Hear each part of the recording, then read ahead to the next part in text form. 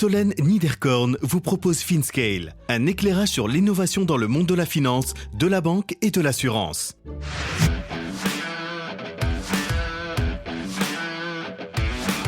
Les enjeux de la finance de demain, de la finance régénérative aux actifs numériques. Cyril Bertrand, Managing Partner chez Xange. On revient à des unit economics qui sont fondés sur le PNL, parce que là, on ne peut pas se tromper. Donc on va prendre tout simplement la ligne sales et on va la diviser par le nombre de nouveaux clients. Là, on est sûr de ne pas se tromper. On va prendre le burn tout en bas du PNL et on va le diviser par le nombre d'employés. Là, on ne peut pas se tromper. Tu vois, sur des sortes de métriques basiques comme ça, on revient à des choses qui sont indubitables. Et ça aussi, c'est un changement de la pratique de l'investisseur. Il n'était pas évident de faire tenir cette discussion en 30 minutes, mais le pari a été relevé avec mon invité, Cyril. Le nombre de sujets au programme était plutôt ambitieux. Nous abordons tout d'abord les contraintes de rentabilité des startups et leur impact sur l'écosystème tech dans son ensemble. Nous parlons également du LBO Tech, des préparatifs nécessaires pour qu'une entreprise soit éligible à ce type de rachat, tant du point de vue des changements dans la gestion que des unit economics. Nous explorons également le positionnement des fonds anglo-saxons tels que Providence dans le financement des startups en croissance, ainsi que la maturité des fonds en Europe continentale. Bien sûr, Cyril nous parle d'Xange, de ses millésimes de leur thèse d'investissement, ainsi que de l'impact du changement d'actionnaire pour Syparex. Nous nous penchons sur le sujet de la finance régénérative, un domaine auquel cet investisseur aguerri s'est récemment intéressé. Enfin, nous examinons le récent lancement du Digital Ownership Fund en détaillant les projets soutenus et les aspects opérationnels. Bonne écoute à tous!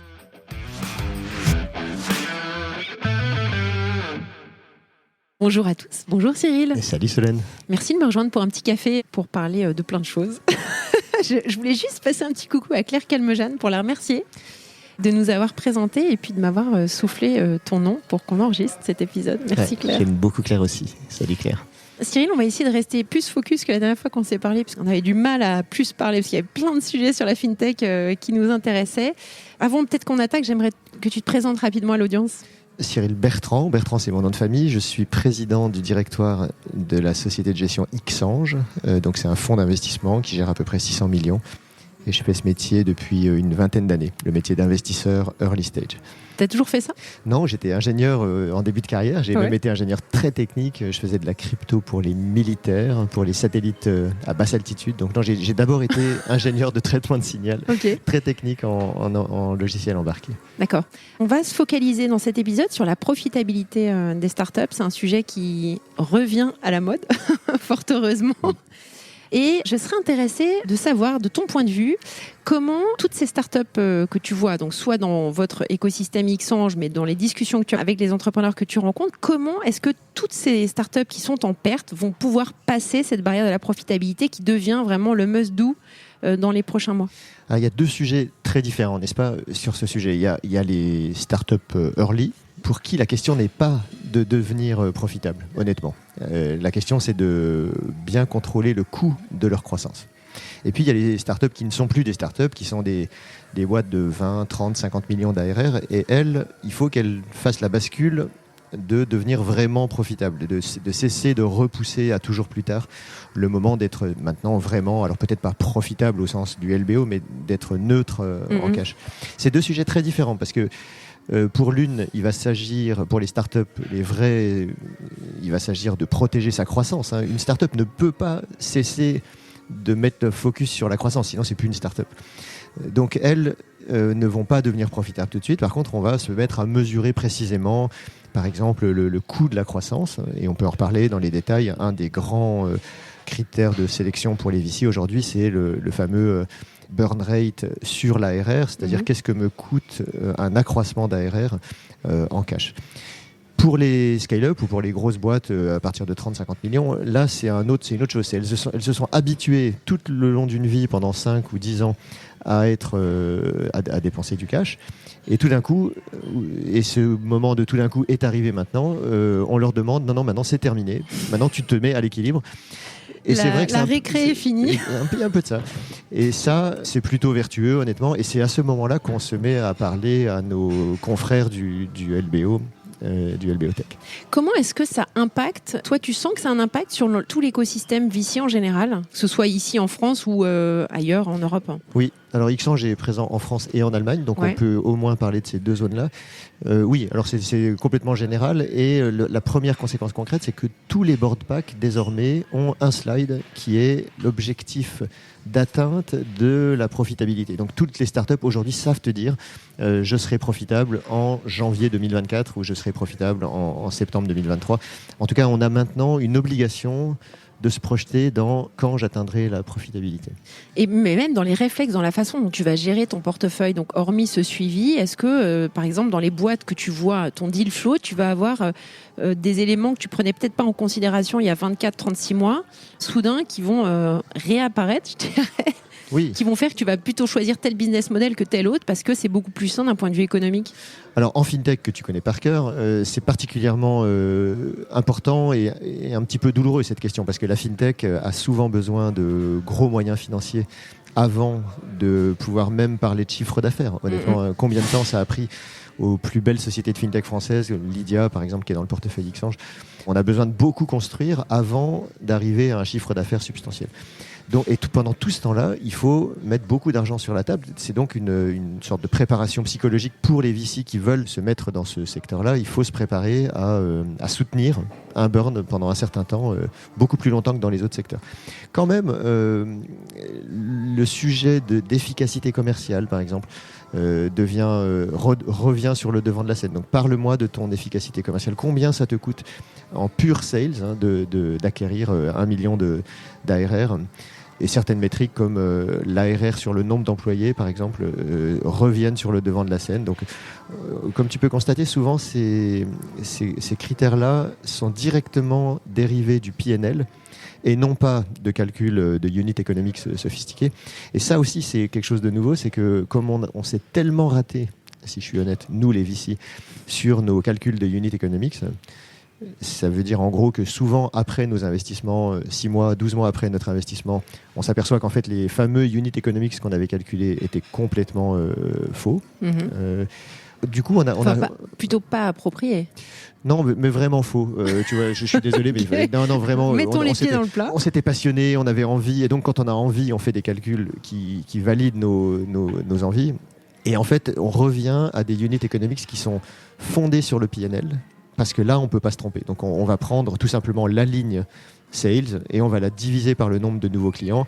Là, on est sûr de ne pas se tromper. On va prendre le burn tout en bas du PNL et on va le diviser par le nombre d'employés. Là, on ne peut pas se tromper. Tu vois, sur des sortes de métriques basiques comme ça, on revient à des choses qui sont indubitables. Et ça aussi, c'est un changement de la pratique de l'investisseur. Ok, alors il y a un terme que tu as utilisé, c'est celui de LBO. Et quand on s'était parlé la dernière fois, tu avais parlé de fonds éligibles au LBO Tech. Est-ce que tu pourrais revenir sur ce que ça signifie pour toi? Alors ces 5 ou 10 dernières années, il y a eu un basculement très important dans le VC français, qui avait commencé un peu avant en Allemagne, qui est qu'une grosse partie de nos sorties, les fameuses sorties qui sont si difficiles, et qui sont un sujet si précieux pour un investisseur, une grosse partie, peut-être un tiers de ces sorties, se font maintenant auprès des fonds de PI, de private equity. On a donc, nous, un besoin nouveau qui est de mieux prévoir qu'est-ce qui va intéresser non plus les acteurs industriels ou les IPO qui n'ont presque jamais lieu, mais vraiment les gens qui finalement font une grosse partie de notre business en sortie, qui sont nos confrères du LBO Tech. Et ces fonds-là se sont beaucoup multipliés. Donc on pense aux grands anglo-saxons, Highland, Summit, PSG, et puis il y a maintenant quelques acteurs en France et en Allemagne. Il y en a beaucoup ou pas? Je me rends pas compte. Il n'y en a pas encore beaucoup, mais dans les grands acteurs comme Euraseo, il y a des fonds, à l'intérieur de ces grands ensembles, il y a des fonds spécialisés sur le growth tech ou le LBO tech. La frontière est un peu floue, et c'est la même frontière que sur l'EBITDA. Il y a des fonds qui sont capables d'envisager un EBITDA nul ou sur le point de devenir positifs. Et puis il y a des fonds qui ont besoin de travailler avec un EBITDA substantiellement positif, puisque c'est sur ce multiple-là qu'ils vont calculer leur valorisation. Alors comment ça se passe, donc ces boîtes-là qui sont dans ton portefeuille, qui vont être après cédées à ces fonds de private equity, comment est-ce que ces boîtes évoluent, sachant qu'elles sont valorisées généralement en fonction des revenus d'un côté et de l'EBITDA de l'autre. Donc comment elles arrivent à ajuster en fait ces métriques, puisque c'est un petit peu violent de passer de l'un à l'autre. Alors, en fait, il y a au moins un moment où on s'accorde sur comment calculer les multiples avec nos confrères du LBO, c'est au moment de la transaction, n'est-ce pas ? À ce moment précis, on est d'accord sur le multiple. Et souvent, les fonds de PI tech sont parfaitement capables de calculer des multiples d'ARR, tout simplement parce que le Nasdaq fonctionne comme ça aussi. Donc, pour des boîtes qui sont en belle croissance, qui sont à peu près à l'équilibre, on revient finalement à des multiples d'ARR. Une belle croissance au-delà de 40%. Peut justifier aujourd'hui encore, à cet instant, en 2023, peut justifier un multiple de 8 fois jusqu'à 8-9 fois ARR. D'accord. J'aimerais juste qu'on revienne sur la maturité des fonds, parce que tu as cité Providence, PSG, qui sont des fonds anglo-saxons en private equity. Est-ce que tu pourrais nous faire un petit état des lieux sur la maturité de ce type de fonds-là en Europe continentale versus peut-être les États-Unis ? Alors, on en a quelques-uns. À l'intérieur des grandes plateformes, on trouve souvent un fonds dédié au growth ou au private equity technologique. Mm-hmm. Donc, chez Eurazeo, il y a un fonds dédié à ça, qui fait plus d'1 milliard de taille. Donc, c'est déjà des fonds capables de faire des tickets significatifs. Chez Partech, il y a évidemment un fonds growth aussi, avec qui on travaille, chez Skello, par exemple. Côté allemand, on a à peu près les équivalents. Il y a des beaux noms qui travaillent très bien aussi. Simplement, en Allemagne, on compte avec la présence beaucoup plus nourrie des anglo-saxons. D'accord. Et alors, comment est-ce que tu vas accompagner ces boîtes ? Donc, on prenait l'exemple de Lydia, mais il y en a plein d'autres qui sont déjà des boîtes qui ont vachement évolué, qui ont vraiment une grosse base de clients et qui vont pouvoir être rachetées par ces fonds de private equity. Comment tu prépares les équipes en interne ? Est-ce que vous accompagnez les équipes spécifiquement ? Parce qu'en effet, il faut un petit peu recabler et peut-être... j'en avais parlé avec, c'est pour ça que j'y pense, avec Romain Mazerias, puisque maintenant Mangopé a été racheté par Advent International. Et tu sens vraiment qu'on passe à vraiment une autre dimension. Donc, comment est-ce que vous, concrètement, vous travaillez avec vos boîtes, les boîtes de votre portefeuille, en collaboration avec les autres investisseurs, pour les amener à passer dans cette ligue, j'ai envie de dire ? Il y a 3 éléments, grosso modo, sur lesquels il faut travailler. Et il faut quand même que je précise qu'Xange est un fonds de série A. Mm-hmm. Donc, entre la série A et la sortie, il y aura probablement au moins un autre tour de financement de B. Donc, en fait, on va travailler en partenariat avec nos confrères de la série B. Mm-hmm. Alors, le premier sujet, c'est la profitabilité. On ne peut pas décemment s'approcher d'un Summit Partners ou d'un Highland sans avoir travaillé sérieusement sur l'atteinte de la profitabilité. C'est des gens qui sont moins sensibles que nous aux promesses et aux visions, et beaucoup plus sensibles aux actes et aux chiffres. Donc, le minimum qu'il leur faut pouvoir visualiser, c'est que mon EBITDA trimestre par trimestre a commencé à se diriger vers zéro. C'est-à-dire que si je suis encore dans un état où ça ne se dégrade plus, mais trimestre par trimestre, mon EBITDA est grosso modo flat à un niveau négatif, ben ça va pas beaucoup les exciter. Ce que je veux dire par là, c'est qu'on peut être à mi-chemin entre EBITDA très négatif et zéro, mais il faut être sur le chemin. C'est-à-dire qu'il faut pouvoir prouver que j'ai commencé à faire le boulot de cost-cutting, d'optimisation du pricing, etc. Tous les outils qui permettent de se rapprocher de la profitabilité. Ouais. Première chose. Donc ça, c'est, je suis plus en train de faire une promesse vague de profitabilité. T'as du tangible. Ça y est, je suis sur une dérivée positive et ça se voit dans mes chiffres que si je continue sur cette trajectoire, je vais y arriver mécaniquement et ça suffit souvent pour déclencher la conversation. Deuxième point, les managements. Il ne faut pas se tromper, ces fonds-là attendent de nos managements beaucoup plus de sophistication, beaucoup plus. Quand tu dis le management, c'est quoi ? Alors, ça commence par le CFO. Le CEO n'est rarement remis en cause. Ouais. Mais autour de lui, tout va être remis en cause. Donc le CFO, tout de suite, s'il n'est pas costaud, il va tout de suite être remplacé. Du côté des sales, on va avoir aussi un effort substantiel, beaucoup plus de prévisibilité dans les pipes, surtout si on est en enterprise. Donc tu vas aider à les recruter ? Alors on peut l'anticiper, ouais. Ou alors on peut tout simplement se présenter tel qu'on est à ces fonds-là et utiliser aussi leurs forces de recrutement qui sont souvent bien supérieures aux nôtres. Je crois qu'il faut aussi accepter que chacun a son rôle. Mais il faut préparer par contre nos managements au fait que ça va avoir lieu à certains endroits de leur organisation. Si on fait de la fintech, par exemple, tout ce qui est compliance va devoir être renforcé. On en parlait. Et on en parlait à l'instant. Et ça ne va pas rater. Enfin, un grand fonds ne va jamais faire l'erreur de s'engager sans avoir des bases super clean. De toute façon, ça apparaîtra au moment de la due deal. Exactement. Au pire, et ce n'est pas le meilleur moment que ça apparaisse dans la due deal. Il vaut mieux en parler avant. Et puis dernière chose, tout ce qui est tenue du business, donc board pack, calcul des unit economics, présentation des cohortes, tous ces sujets qui étaient un peu... vaguement faits. Oui, un peu romantiquement autrefois, ça devient maintenant une obligation. Ouais. Et si je sais pas... Tu processes en fait, tu les aides à processer. Exactement. Ouais. Et il ne faut pas balbutier au moment où un de ces fonds pose la question des cohortes. Par exemple, est-ce que tu as des cohortes? Est-ce que tu peux me les envoyer? La réponse ne peut être que oui, du tac au tac. Sinon, d'emblée, c'est la catastrophe. Ouais, j'imagine. Alors, est-ce que tu fais une sorte de pré-roadshow? Comment est-ce que tu fais? Enfin, tu vois, tu anticipes les choses, tu te dis, allez hop, on envisage peut-être un exit, les metrics sont vraiment en amélioration constante, je sais pas, depuis 6 mois. Et est-ce que tu commences à aller voir des fonds avec tes entrepreneurs? Alors, si ça se passe comme ça, c'est probablement que ça s'est pas bien passé. Parce que ces fonds-là ont une force de projection, de sourcing qui est interne à leur fonds. Et ils ont ces cohortes de jeunes MBA Harvard de 28 ou 30 ans qui font leur boulot de venir chercher nos meilleures boîtes. D'accord. Donc, le jeu est moins d'aller cold-caller un fonds comme ça. Ça peut se produire, mais c'est rare. C'est plutôt d'apparaître sur leur radar. Parce que mon nombre d'employés devient significatif, parce que ma réputation me précède. Donc si je suis Odoo en Belgique, qui était un des meilleurs investissements d'Xange, en fait, tout le monde sait que c'est une boîte qui atteint ses 200 millions d'ARR. Et donc, il faut plutôt compter sur une sorte d'apparition passive sur leur radar à eux. Et c'est eux qui font le boulot de venir nous voir. C'est souvent comme ça que ça commence. D'accord.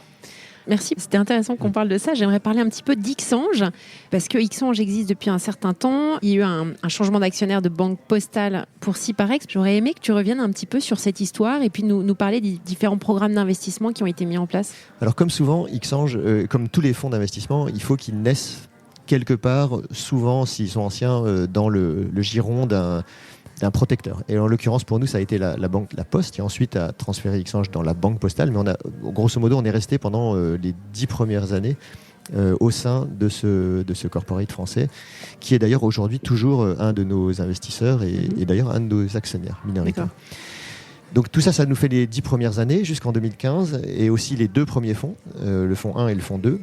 Et puis en 2015, la Poste commence à comprendre que c'est compliqué de lever des fonds pour un fonds qui souhaite se développer en restant toujours captif d'un corporate. En fait, on est obligé de lever des fonds à l'intérieur d'un club qui font confiance à la Poste. Et c'est un peu restreint pour continuer à croître. Donc à ce moment-là, on vend, avec le management, on vend à Syparex l'intégralité d'Xange. Et on lève ensuite deux fonds, le fonds 3 et le fonds 4. Donc on en est désormais à notre 4e fonds, qui est un fonds de 220 millions. Early stage, c'est toujours le même métier. Vintage 2021, avec lesquels on travaille aujourd'hui. D'accord. Et Syparex, pour ceux qui ne connaîtraient pas, tu pourrais repréciser ce qu'ils font? Alors, Syparex, c'est une plateforme de 3,5 milliards sous gestion. C'est un des gros acteurs français du LBO mid-cap et small-cap. C'est donc d'abord des professionnels du private equity. En termes d'apport, est-ce qu'il y a un apport concret qui est fait d'un point de vue plateforme? Oui, et c'est exactement ça. Donc le mot-clé, c'est plateforme. Et qu'est-ce qu'on met en commun dans une plateforme? On met tous les services qui ne sont pas le cœur de l'investissement. Donc les équipes d'investissement, elles sont complètement dédiées, spécifiques, elles ont leur comité d'investissement, elles agissent de manière indépendante. Par contre, tout le reste, et à commencer par la levée de fonds, peut être poolé, et on y gagne beaucoup en fait, à mettre en commun toutes ces ressources qui sont souvent très chères et qui ne sont pas utilisées tout le temps. Par exemple, une levée de fonds chez Xange, c'est plutôt tous les 4 ans pour les fonds institutionnels.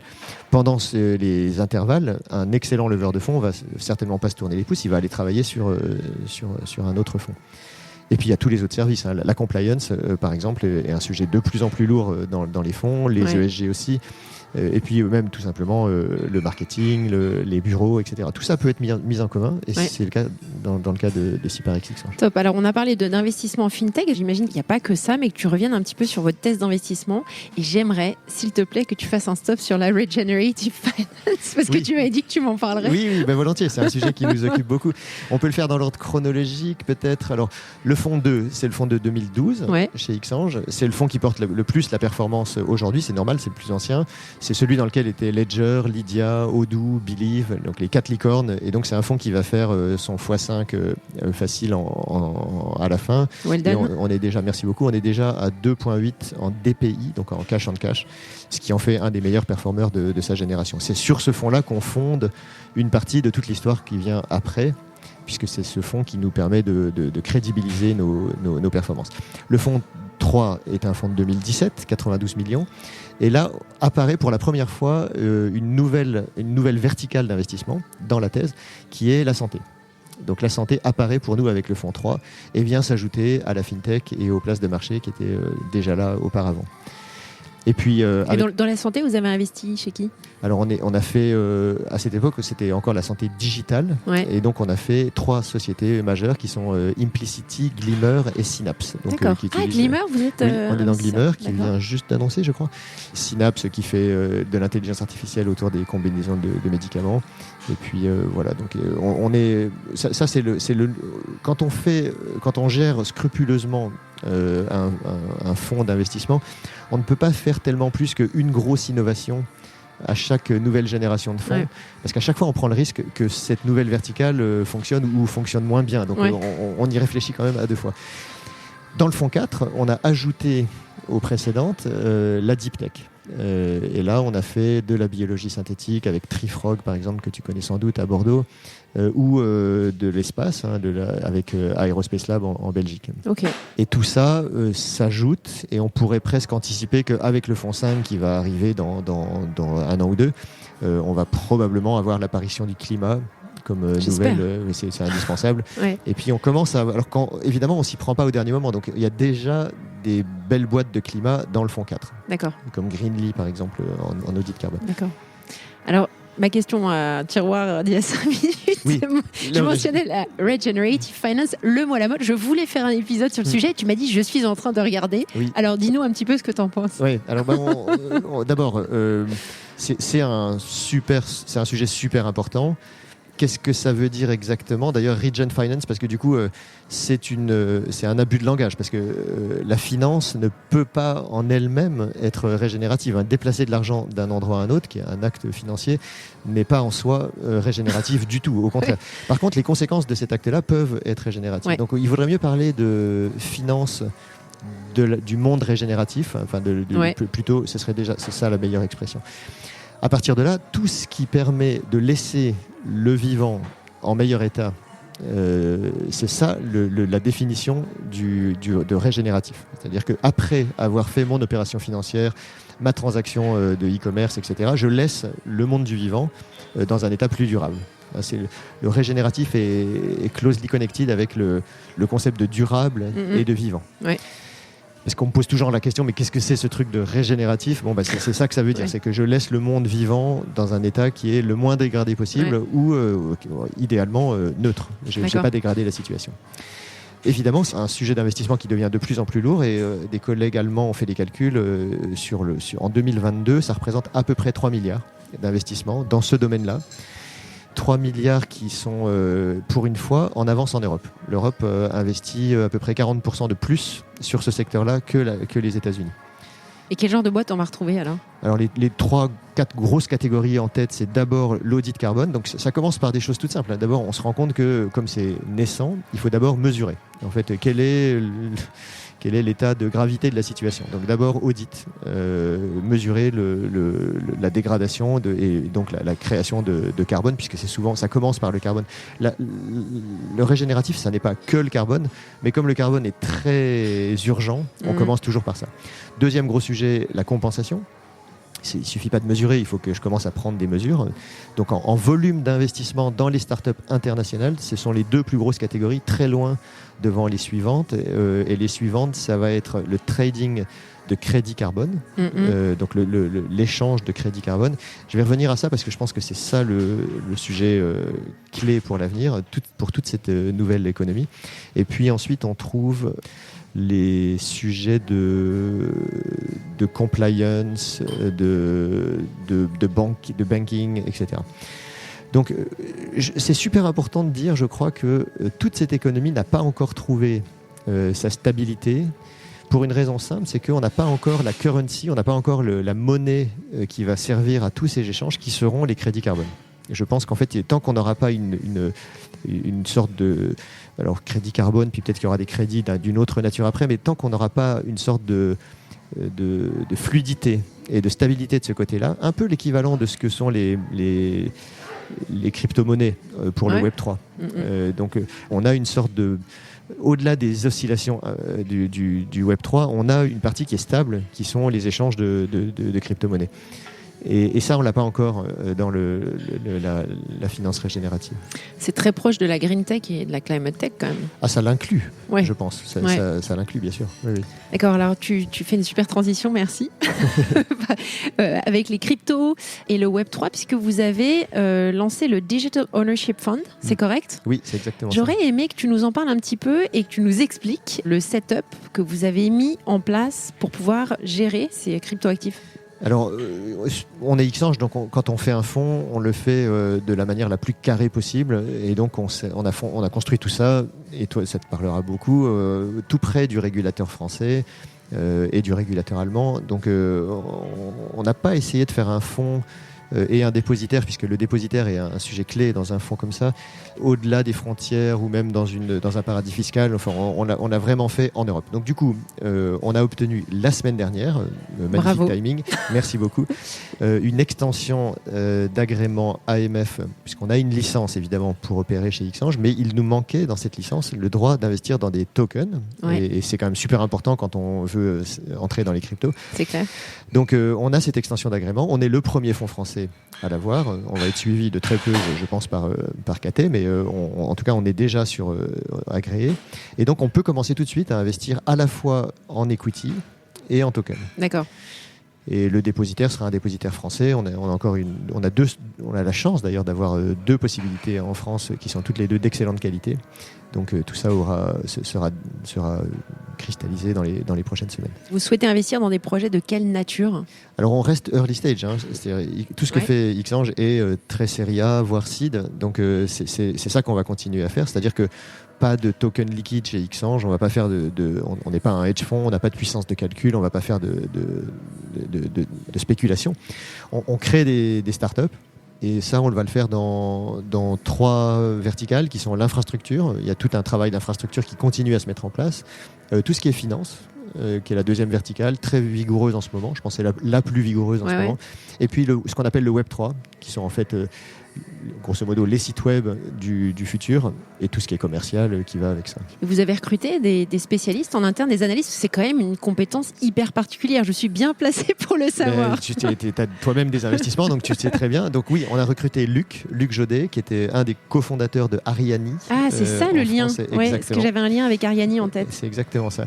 Ouais. Donc Luc est ceinture noire en crypto. Nous, on était seulement ceinture verte. Donc on a quand même investi chez Ledger en 2014, mais ça n'est qu'un apprentissage progressif, alors que Luc est tombé dedans quand il était petit. Donc du coup, lui, il est vraiment beaucoup plus apte que nous à voir à quoi servent les technologies. Et c'est lui qui est le partenaire du fonds. Donc on n'a pas recruté un analyste, on a recruté un partenaire qui est aussi d'ailleurs en charge de la levée de fonds et de la clôturation en bonne et due forme du fonds. Donc ça, c'est votre prochaine étape ? C'est la prochaine étape. Donc maintenant qu'on a la licence, on a le droit technique d'être en vraie levée de fonds. Donc c'est maintenant que ça commence pour nous. Super. Et vous allez mettre votre licence à disposition d'autres fonds qui pourraient être intéressés ? Tiens, question subsidiaire. C'est un business model qui serait possible parce qu'il y a une sorte de rareté sur la licence. Une sorte d'AIFM de tiers, quelque chose comme ça ? Oui. Non, nous, on ne va pas le faire. D'accord. Mais ce serait peut-être pour d'autres sociétés de gestion une possibilité. D'accord. Parfait. Merci beaucoup. Alors, je termine sur une petite conclusion, sur une recommandation que tu pourrais nous faire. Alors en crypto, parce que évidemment j'ai envie de poursuivre sur le sujet crypto qui est un petit peu anticyclique, n'est-ce pas? Parler de crypto en ce moment, c'est presque tabou. Tout Au le monde, contraire, c'est le moment. C'est le moment. Ben moi, je suis persuadé de ça. Je pense que vraiment investir en crypto en ce moment, dans un de ces bas de cycle infernaux de la crypto, qui sont grosso modo tous les 3 ans, je pense que c'est une super idée pour trouver de la performance hors du commun. On aime beaucoup les real assets en ce moment. Donc, on aime beaucoup la tokenisation d'assets réels, à commencer par des bons du trésor et peut-être même d'immobilier. Enfin, tout ce qui est tokenisation d'assets réels, en ce moment, on y croit très très fort. Donc, ça nous pointerait vers des sociétés comme Centrifuge en Allemagne, par exemple, que tu connais sans doute. Si j'avais une petite reco en crypto en ce moment, ce serait probablement de ce côté-là. Top. Et je pensais aussi à des recommandations de bouquins, parce que c'est le bon mot de la fin. Oui, alors en bouquin, on aime beaucoup tout ce qui concerne l'efficacité, la productivité de l'investisseur. Donc, on regarde beaucoup les sujets de coaching aussi. Si tu veux, je te laisse des titres après cette conversation. Ça marche, je les mettrai dans ma newsletter. Merci beaucoup, Cyril. Merci à toi. À bientôt. À bientôt.